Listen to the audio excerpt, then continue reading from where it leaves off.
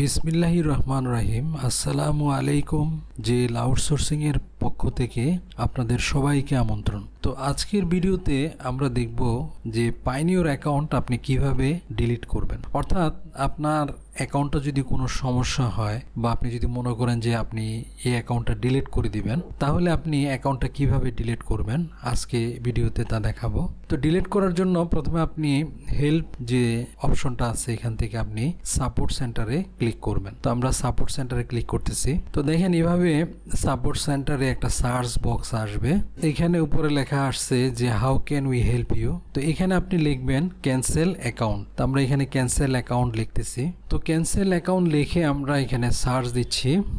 তো তাহলে দেখেন এখানে প্রথমে একটা রেজাল্ট আসছে I wish to close my account. আমরা এটার মধ্যে যাব। তো দেখেন এখানে কিছু বিষয় বলছে, এগুলো আপনারা দেখে নেবেন যে please use up any remaining fund before closing your account. অর্থাৎ আপনার এখানে যদি কোনো ফান্ড থাকে ক্লোজ করার আগে আপনি এটা উইথড্র করে ফেলবেন বা ব্যবহার করে ফেলবেন। Once your confirm your account closure any remaining fund in your account will be lost. তো যখন আপনি কনফার্ম করবেন যে আমি অ্যাকাউন্টটা ক্লোজ করে ফেলবো, তাহলে আপনার এখানে যদি কোনো ফান্ড থাকে তাহলে এটা আপনি আর পাবেন না।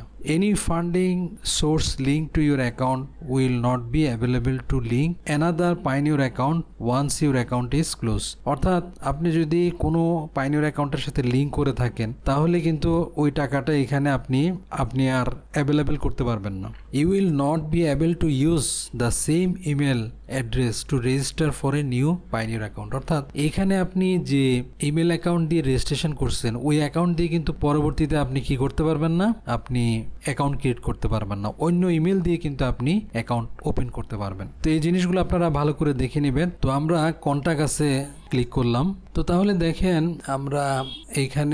আমি এখানে ক্লোজ দিলাম, I wish to close my account এখানে দিলাম, দিয়ে আমি এখানে লিখে দিলাম dear sir I want to close oblique cancel my Payoneer account permanently, thanks দিয়ে দিলাম। এরপরে আমি এখানে দেখেন I am not a robot, এখানে আমি চেক দিতেছি, দিয়ে আমি সাবমিটে দিয়ে দিচ্ছি। তো দেখেন ওরা এটা কোয়ারি হিসেবে নিছে, সাবমিট হয়েছে। তো দেখবেন যে আপনার 2-1 দিনের মধ্যে আপনার অ্যাকাউন্টটা ক্লোজ হয়ে যাবে। তো এরপরে দেখবেন আপনার ইমেলে একটা চিঠি আসবে, এটা অটো রিপ্লে একটা চিঠি আসবে যে মানে we have receive your request to close your account, এভাবে একটা রিকোয়েস্ট আসবে। তো তাহলে আপনি এইভাবে আপনার পায়োনিয়র অ্যাকাউন্টটি ডিলিট করবেন। তো আমার এই ভিডিওটি যদি ভালো লাগে আমার চ্যানেলটি সাবস্ক্রাইব করবেন, লাইক শেয়ার কমেন্ট দিবেন।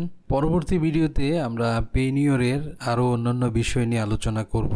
তো তাহলে আজ এ পর্যন্তই, আল্লাহ হাফেজ।